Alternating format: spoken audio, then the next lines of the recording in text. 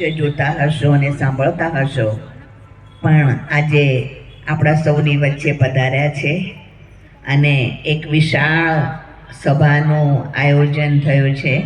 ત્યારે આજે સૌથી પહેલાં જેનો મેસેજ લઈને તેઓ આવ્યા છે તે સ્વયં નિરાકાર પરમપિતા પરમાત્મા શિવનો આ સભામાં આપણે આવાહન કરીએ છીએ. જ્ઞાન સાગર પરમપિતા પરમાત્મા શિવ આ સૃષ્ટિનું પરિવર્તન કરવા માટે, જન જનનો, માનવ માત્રનો પરિવર્તન કરીને તેને જીવન રાહ બતાવવા માટે આવ્યા છે. એટલી સુંદર જીવન પદ્ધતિ, લાઈફસ્ટાઈલ પરમાત્મા શીખવાડી રહ્યા છે. તે પ્રજાપિતા બ્રહ્માના સાકાર માધ્યમ દ્વારા જ્ઞાન આપી રહ્યા છે. તો પિતાશ્રી પ્રજાપિતા બ્રહ્માનું પણ આપણે આ સભામાં આવાહન અને સ્વાગત કરીએ છીએ. પ્રજાપિતા બ્રહ્માકુમારી ઈશ્વરીય વિશ્વવિદ્યાલયના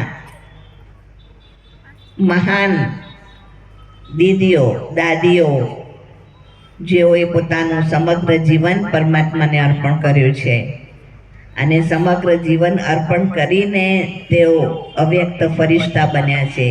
તે ફરિશ્તાઓનું પણ આપણે આ સભામાં આવાહન કરીએ છીએ, સ્વાગત કરીએ છીએ.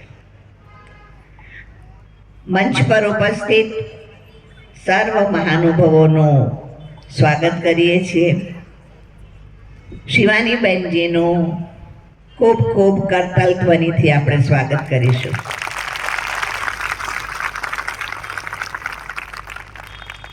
અને સાથે સાથે આપ સૌનું જેઓ અત્રે પધાર્યા છે તેઓનું સ્વાગત પણ આપ સૌ પોતાનું સ્વાગત કરતાલ ધ્વનિથી કરશો. અને ખરેખર સ્વાગત કયું છે? તો શિવાનીબેનજી આપ સૌનું સ્વાગત કરવા માટે પધાર્યા છે. એક આધ્યાત્મિક જીવન, એક સૈદ્ધાંતિક જીવન જીવવા માટે આપ સૌનું સ્વાગત છે કે આપ સૌ પરમાત્મા જ્ઞાનને સમજીને જીવનમાં ઉતારીને જે સુખ, શાંતિ, આનંદ, અતિન્દ્રિય સુખ તેઓએ ખુદે અનુભવ કર્યો છે એ આપ સૌ પણ અનુભવ કરો. બહુ સુંદર વિષયને લઈને આજે આપ સૌની વચ્ચે ચર્ચા કરવાના છે. સંબંધોની મધુરતા. સુખ 4 પ્રકારના હોય છે: તન, મન, ધન અને જન.